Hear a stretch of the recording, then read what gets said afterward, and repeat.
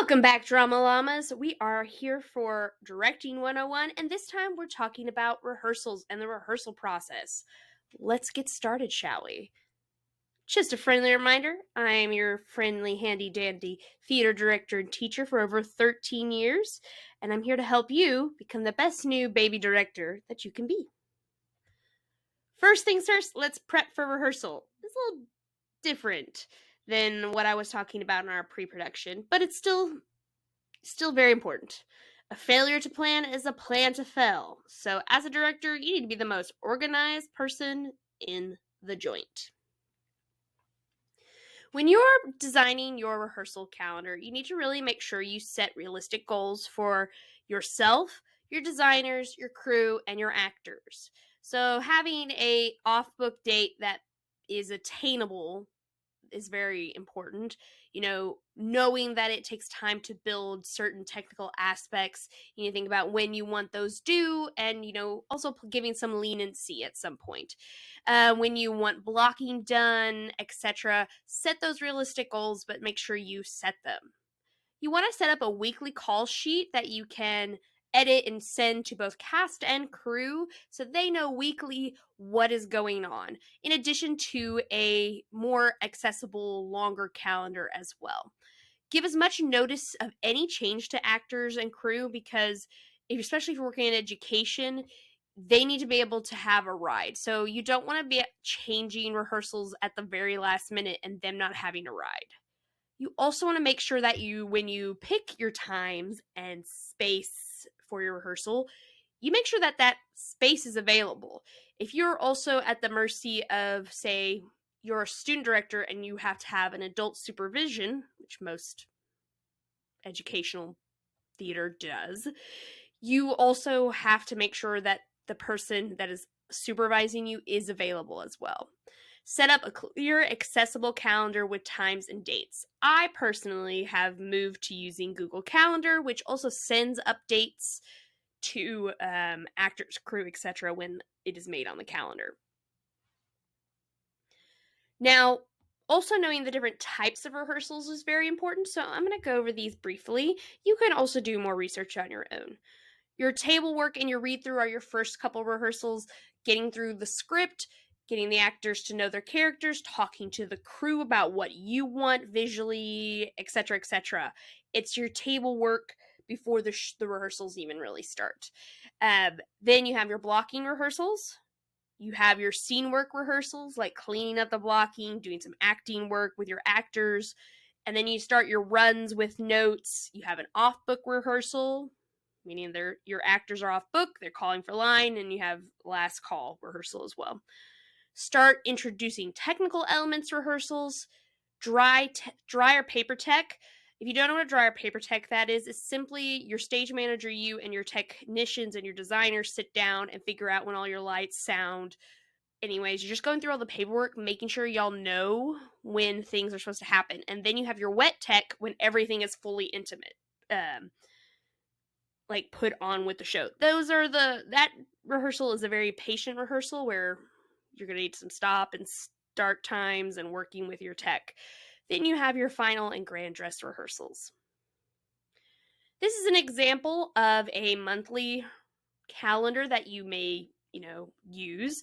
You're going to notice that there is what's being done in that rehearsal in addition to who's basically called and some times. This doesn't mean it can't change, but you do need to give really good notice.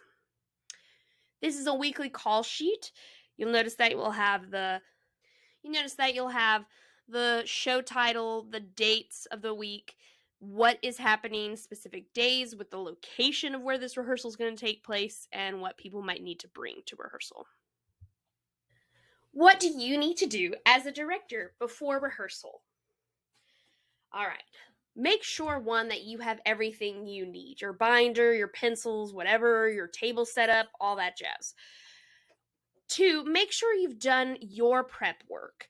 You have to be more prepared than the actors when you come to rehearsal. So that may mean you pre-block the scene, you reread the scene, you know each character's goals for that scene and their tactics. you need to do some research and be ready to rehearse the scene before the actors come in. And make sure you know if there's going to be any absences or anything that's going to hinder your blocking or whatever you have planned for that day, and how to quickly change and make those changes. And also, you need to talk to your stage manager. You need to tell them what's the goal for the day, what you need from them, and all that jazz. All right. Rehearsal expectations. How to have a smooth rehearsals. So set up expectations for your casting crew for rehearsals. I would suggest doing this in the first rehearsal. So you want to follow your theater's guidelines for rehearsals in general, but also talk with the company on the day one about your expectations. Make sure you start on time and end on time. Everybody's time is important. Make sure the space is returned to its original condition, especially if, say, you're rehearsing in a space that's also used for like a classroom or other events. 4, have a plan for every rehearsal. You have your rehearsal calendars must be made and approved usually by your theater director or teacher before you even have auditions. And so that way you know exactly what the plan is. Now, of course, if something happens and you have to make a change because someone's absent or whatever, that's one thing. An emergency is one thing, but going in and just saying, yeah, I'm going to block, but you need to be more specific. I'm going to block this scene. 5, use theater vocabulary to talk to your actors and technicians. This is a learning experience not only for you as the director, but also for your actors and crew. And you need to be able to pass down knowledge and terms, so you're not just you're also a teacher now when you're a director. So instead of saying, oh, stand somewhere over there, you want to use your upstage, downstage. You need to be at a quarter right. Can you angle your body out to the right quarter? Please, thank you. And stuff like that. You want to use the correct theater vocabulary. 6, don't get frustrated. Sometimes things happen and you have to adjust if someone gets sick or if a scene isn't working like you wanted. You have to be flexible as a director as well. Sometimes the best thing you can do is move on to something new or stop, play a game or a focus activity sometimes when rehearsals go off the road. 7, communicate what you want with your stage manager, crew, actors, and other director or directors that are helping you, your teacher.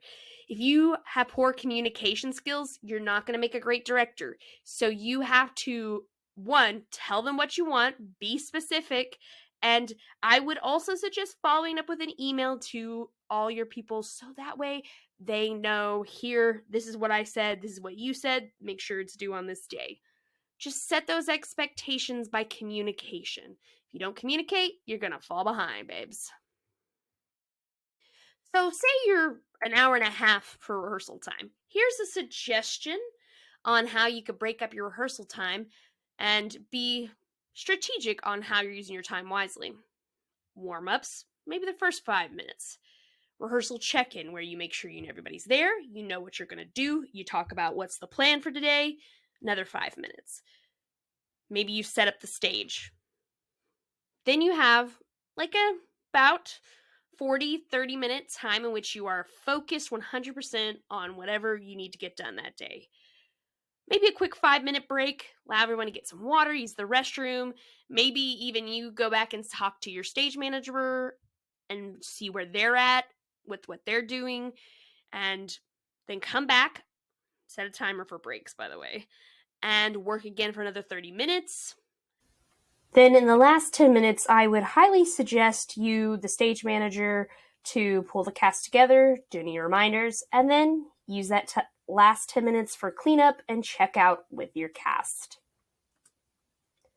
All right, so now you kind of know the basics of what should be going on in a rehearsal. Now let's talk about what type of director you are, so you can know how you can organize an effective rehearsal.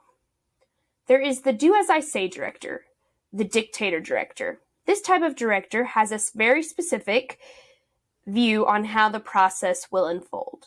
They're not looking for input. Rehearsals are well defined, blocking is well thought out, the vision is tightly managed.